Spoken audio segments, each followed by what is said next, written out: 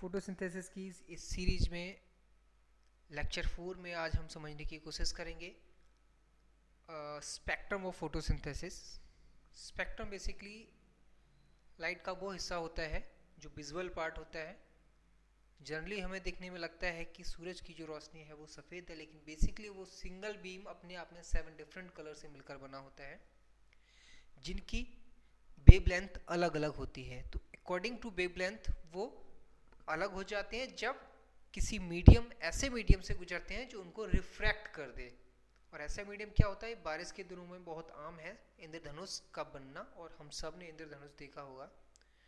तो जो ड्रॉपलेट्स होती हैं, बूंदें जो होती हैं, वो लाइट को जब रिफ्रैक्ट करती हैं तो on the basis of wavelength ये सिंगल वाइट रे 7 अलग अलग कलरों में on the basis of wavelength ये डिफरेंशिएट हो जाती है, रिफ्रैक्ट हो जाती है, हम कह सकते हैं। ठीक है, इसके लिए एक बहुत कॉमन सा फॉर्मूला नहीं कहेंगे, शॉर्ट ट्रिक कहेंगे, जो बहुत यूज होता है, बेव ग्योर। सुना होगा सबने, बेव ग्योर। इसका मतलब क्या हुआ? ये विजुअल पार्ट के वो 7 कलर हैं जो अलग अलग वेवलेंथ को प्रदर्शित करते हैं या शो करते हैं। V for violet, I for indigo, and B for blue, G for green, Y for yellow, O for orange and R for red. तो ये तो ही उस स्पेक्ट्रम या फिर लाइट के उस रीजन की बात जहां फोटोसिंथेसिस होती है। ठीक है, अब बात करते हैं क्लोरोफिल पिगमेंट की। वैसे तो जनरली प्लांट्स में जो क्लोरोफिल पाए जाते हैं वो कई तरह के क्लोरोफिल पिगमेंट होते हैं, जैसे कि क्लोरोफिल ए, क्लोरोफिल बी, और बाकी पिगमेंट सी और डी पिगमेंट भी होते हैं। बट सी और डी पिगमेंट अदर साइनोबैक्टीरिया में पाए जाते हैं। प्लांट्स में जो मेन पिगमेंट्स होते हैं, मुख्य जो वर्णक होते हैं, वो होते हैं ए और बी, जिसमें सेंटर में जो होता है वो होता है क्लोरोफिल ए। बाकी बी और कैरोटीन जो कि यहाँ पे प्रदर्शित किए गए हैं, ये एसेसरी पिगमेंट्स का काम करते हैं। एसेसरी पिगमेंट्स क्या होते हैं? ये बेसिकली उनको कहते हैं जो लाइट को एब्जॉर्ब करके ए को पास कर दे। मतलब बी लाइट को, प्रकाश को एब्जॉर्ब करता है और उसकी ऊर्जा को एब्जॉर्ब करके ए की तरफ पास कर देता है। ठीक इसी तरह से जो कैरोटीन्स हैं, कैरोटीन, इनका भी काम क्या होता है? अगर लाइट कम है, जैसे कि बादल जब हैं तो वहाँ पे लाइट की जो इंटेंसिटी होती है कम होती है, तो उस टाइम पे कैरोटीन क्या करता है? लाइट को एब्जॉर्ब करके ए को ट्रांसफर कर देता है। लेकिन जब को तो होता है ना, एक चिलचिलाती जब धूप होती है, हाई टेम्परेचर होता है, तो उस टाइम पे क्या होता है? हीट या लाइट एनर्जी बहुत ज़्यादा होती है। तो प्लांट्स को उस टाइम पे कैरोटीन क्या करता है? जो एक्सेस हीट होती है उसको एब्जॉर्ब करके हीट की फॉर्म में रिलीज कर देता है और इंजरी से बचा लेता है प्लांट्स को। तो कैरोटीन दोनों तरह का काम करता है, और बी पिगमेंट भी ठीक इस तरह से काम करता है। ठीक है, तो पिगमेंट मतलब क्लोरोफिल की हम बात कर रहे हैं। अब हम देखेंगे यहाँ पे क्लोरोफिल ए और chlorophyll B and beta carotene, इनका रेट ऑफ एब्जॉर्प्शन क्या होता है? मतलब ये रोशनी के किस हिस्से में सबसे ज़्यादा ऊर्जा को अवशोषित करते हैं, ठीक है, और किस हिस्से में फोटोसिंथेसिस की रेट बहुत हाई होती है या मैक्सिमम होती है, कह सकते हैं। ठीक है, तो जनरली यहाँ पे दिख रहा होगा आपको, क्लोरोफिल ए को कंटिन्यूस लाइन के द्वारा दिखाया गया है, क्लोरोफिल बी को डॉटेड लाइन के द्वारा दिखा गया है, और beta carotene small dotted line के द्वारा दिखा गया है। ठीक है, तो जो कंटिन्यूस लाइन है ये बताती है क्लोरोफिल ए को। नीचे आपको बताया गया है कि different wavelength of different colours, अलग अलग कलर्स की अलग अलग वेवलेंथ बताई गई है, और यहाँ पे इस एक्स एक्सिस और ये वाई एक्सिस होती है। ठीक है, एक्स एक्सिस पे बताया गया है लाइट के एब्जॉर्प्शन को, किस हद तक लाइट एब्जॉर्ब की जाती है, और वाई एक्सिस पे बताया गया है लाइट की वेवलेंथ। तो बेसिकली जो क्लोरोफिल ए होता है, जो मेन पिगमेंट है, ये ब्लू कलर को, यहाँ पे हम कह सकते हैं ब्लू रीजन में नीले कलर के प्रकाश को सबसे ज़्यादा एब्जॉर्ब करता है, और उससे थोड़ा सा कम, या हम कह सकते हैं सेकंड मोस्ट एब्जॉर्प्शन होता है रेड कलर में। बात आगे समझ में? ठीक है, मेन क्लोरोफिल पिगमेंट होता है ए, ध्यान रखना है हमेशा। क्लोरोफिल बी और बीटा कैरोटीन जो होते हैं उनका काम होता है असिस्ट करना, सहायता देना। अगर रोशनी कम है तो एनर्जी को ए को ट्रांसफर करना, बहुत तेज धूप है, बहुत हाई एनर्जी है तो उनको हीट की फॉर्म में डिसिपेट कर देना, रिलीज कर देना। बात आ रही समझ में? अब एक रीजन है 450 से लेकर लगभग 600 तक का रीजन।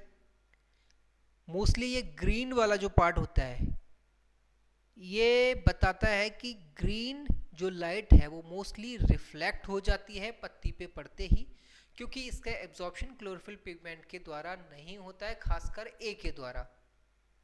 स्लाइटली एब्जॉर्प्शन होता है क्लोरोफिल बी या अदर पिगमेंट के द्वारा, बट मेजर पार्ट नॉट 100%, ठीक है, 100% नहीं होता है यहाँ पे। Major part of the green light reflected back, और वो रिफ्लेक्ट होके हमारी आंखों में आता है, इसीलिए हमें दिखता है सब कुछ हरा भरा। मतलब जो ऑब्जेक्ट जिस कलर को रिफ्लेक्ट करता है लाइट के, हमें उस ऑब्जेक्ट का कलर वही दिखता है। जैसे पत्तियों पर जो लाइट पड़ी, पत्तियों ने ग्रीन कलर की लाइट को रिफ्लेक्ट किया तो हमें पत्तियां ग्रीन दिखी। अगर कोई पत्ती ऑरेंज कलर को रिफ्लेक्ट करती है तो वो पत्ती हमें ऑरेंज दिखती है। अगर कोई लीफ या कोई पत्ती रेड कलर को रिफ्लेक्ट करती है तो वो पत्ती हमें रेड दिखती है। तो समझ में आ गया कि जो बेसिकली लीव्स या किसी भी ऑब्जेक्ट का जो कलर होता है वो बेसिकली उसका रिफ्लेक्शन ऑफ लाइट होता है। तो वो उस ऑब्जेक्ट का कलर नहीं है, that is the colour of the light which is reflected back to our eyes. बात आ गई समझ में? तो वो प्रकाश का हिस्सा जो रिफ्लेक्ट होके हमारी आंखों में आता है वही हमें कलर दिखता है। ठीक, अब बात आती है रेट ऑफ फोटोसिंथेसिस किसमें हाई होती है। तो देखो यहाँ पे अगर समराइज करें तो हमने कहा एब्जॉर्प्शन, एब्जॉर्प्शन मतलब अवशोषण। तो लाइट का एब्जॉर्प्शन होता है ब्लू रीजन में, मतलब ब्लू लाइट में एब्जॉर्प्शन हाई या हाई एब्जॉर्प्शन होता है ब्लू लाइट में, ठीक है।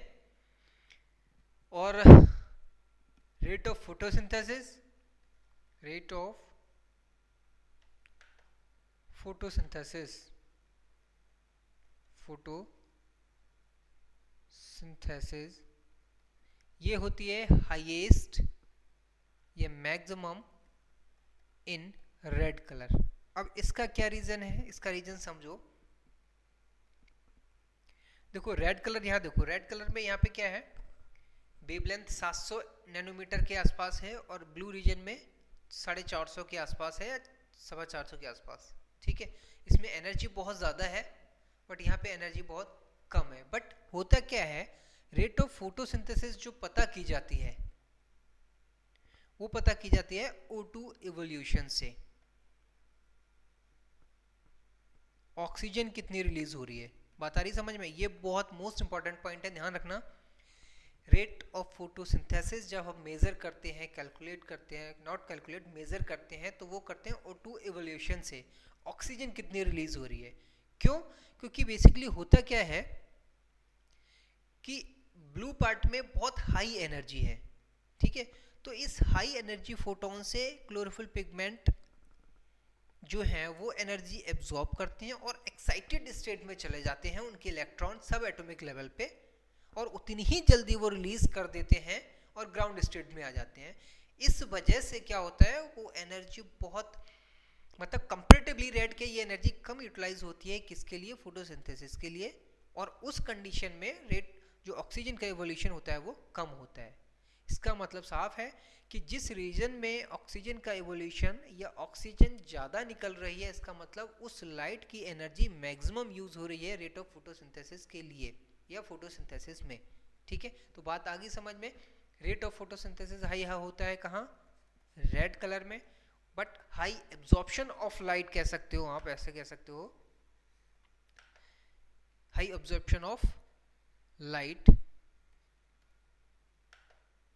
ये होता है ब्लू कलर में, ठीक है। तो ये था हमारा different colour of spectrum and absorption of light and rate of photosynthesis, ठीक है। तो चले मिलेंगे अगले लेक्चर में, तब तक के लिए हंसते रहिए, मुस्कुराते रहिए।